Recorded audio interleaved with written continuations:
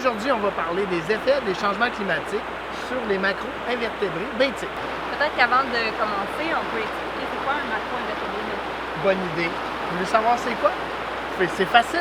Les observer, vous allez sur le bord d'un cours d'eau et souvent, vous prenez une roche et les petites bébites qui sont là, en dessous là, de la roche, qui sont comme collées dessus, et bien c'est ça.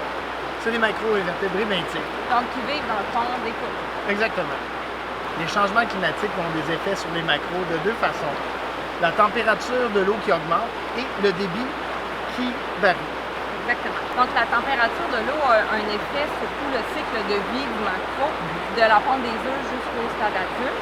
Puis, il y a des espèces qui sont mieux adaptées à des eaux froides, donc qui vont devoir migrer vers le nord. Migrer vers le nord. Okay. Exactement. Puis, les espèces qui sont plus adaptées aux eaux chaudes vont pouvoir se retrouver ici parce que les températures vont être plus élevées. Et par rapport au débit?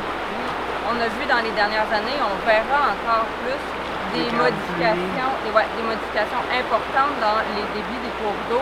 Donc, par exemple, des épisodes de sécheresse où il n'y a pratiquement pas d'eau dans le cours d'eau, donc pas d'habitat pour les macros.